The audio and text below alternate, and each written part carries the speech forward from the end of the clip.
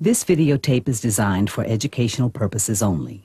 The information it contains should not be used for treating a health problem or disease, nor should it replace the expert care and advice of a qualified physician. A diagnosis of breast cancer is often overwhelming. These stories address the many issues of intimacy. Women and their partners offer insight and advice about how they dealt with their illness and its impact on their lives. It is our hope that hearing these stories will help you feel less fearful and alone on your road to recovery. Initially, my main concern was living, so sex was probably the furthest thing from my mind.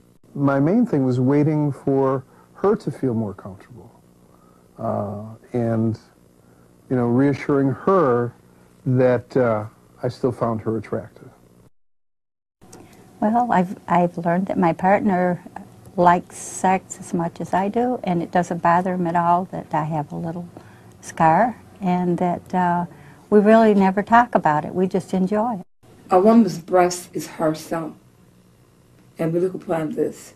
I don't want anybody to see me as I am. What are they going to see with me without a breast? All these things run through your mind. Has a great impact on your life. Feeling that my body had betrayed me and had turned against me really prohibited me from feeling that I wanted any physical closeness with anybody. I almost felt like I had some kind of communicable disease, even knowing that breast cancer is not something that you can catch from somebody, but feeling that I was flawed in some way, and I didn't want to be touched. You know, I still felt good about myself. I still felt like I looked good. And it was because of him when he'd say, "Okay, honey, you look nice today." So, he's been a pretty good partner. How's this going to affect sex?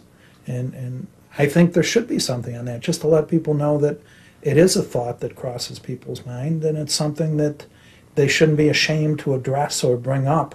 But I think most people are just focused on trying to get through it.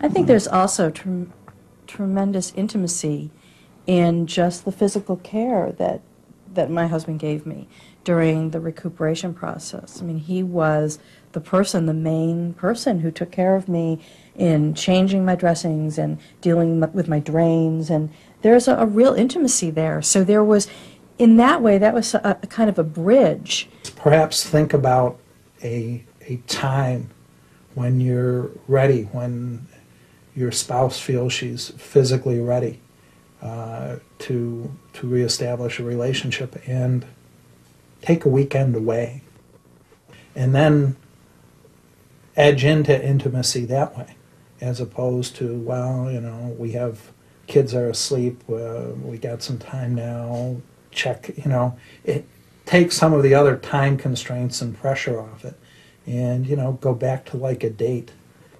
I also began to redefine my own sexuality, and I had to do that in order to feel sexual, and I'm still in the process of doing that. What does intimacy really mean to me? What is my sexuality about? And focusing on the kinds of things that we do for each other on a daily basis that are not sexual per se, but they are so much a part of what makes us a couple and what makes us intimate. It's just kind of, you know, we just had to kind of work things out together, and other people have to do that too, because they know what their spouse or their partner's strong points are. Tom went to every chemo appointment with me, and after my first treatment, we decided to rent videos, and instead of sitting up in a chair and getting my infusion, we would lay in a bed together, in a hospital bed, and watch videos. And they would hide all of the needles and the medications behind a towel so I didn't see them.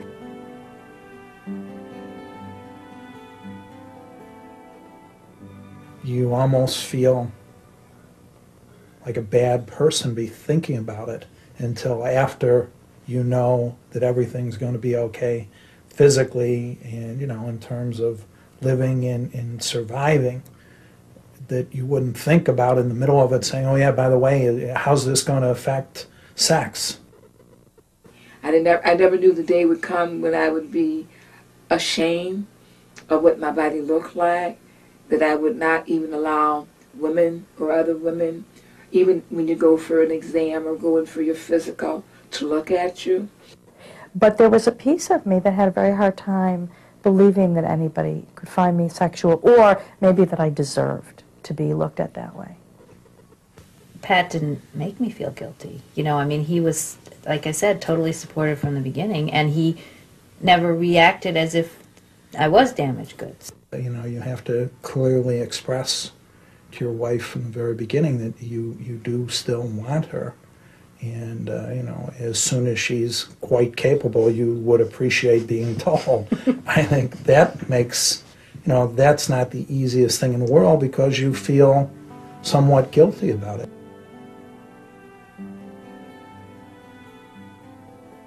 I'm going to tell you, like I told the doctor, he says, why are you going to be a dimple here and a bump there and a knot here and a hole here? How would you feel? I felt like a road map with peaks and valleys and hills. I mean, this is it. Besides the fact, you know, the scar of the lumpectomy, the chemo, losing my hair, all that, I also gained weight from my medication. And, you know, none of those things really seemed to bother Pat. And you know, I just appreciate him so much for that. I mean, after all these years, you know, I've gained a lot of weight and lost a lot of hair, and she still pretends she finds me desirable, so that's nice to hear. It all depends. Now, some men maybe would be turned off, and others will not, with knowing that you have a little scar, or you. I don't know what would happen if the whole breast had gone, but I don't think about that because I'm not worried about that because it's not. I'm not all there, okay? Part of me's gone. That's a loss to me, okay? Losing part of a breast is like losing a foot. It's a part of me, and it's gone. It's a part of my femininity. It's a part of me as a woman. It's a part of what you look at as to attraction to the opposite sex. I think the thing that I was the most aware of during this process of Diane's recovery was the fact that she felt scarred, and that she would look at herself in the mirror and not feel good about it. I don't want to have to undress in front of someone and they see me with parts missing. It has hindered me because I have not reached a point as to where I feel comfortable or where I would even think about. I just don't think about it because that's not the only scar I have, and all my scars have been related to cancer. I couldn't ask for anyone to be more loving and accepting of who I am and how I look. And even when I lost all my hair through chemo, and he would constantly tell me how beautiful I looked bald and rub my head every night when I was going to bed. And that is so important, but it doesn't change how I felt about me. That is a journey that I needed to take on my own. And I'm so glad that I have this love and support to do it. But it truly is a journey that I have to take on my own. Did lose my hair and had a cute little wig. And of course, making love with a wig on isn't the easiest thing you ever tried to do.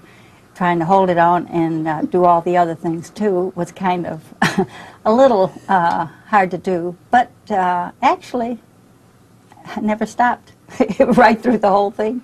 There was times when it happened. And it wasn't like we had to make love in the dark either. You know, we had the lights on, so it was wonderful. He's really been a supportive person, and in that respect as well. He made me feel like a woman, and that didn't change because I had a scar.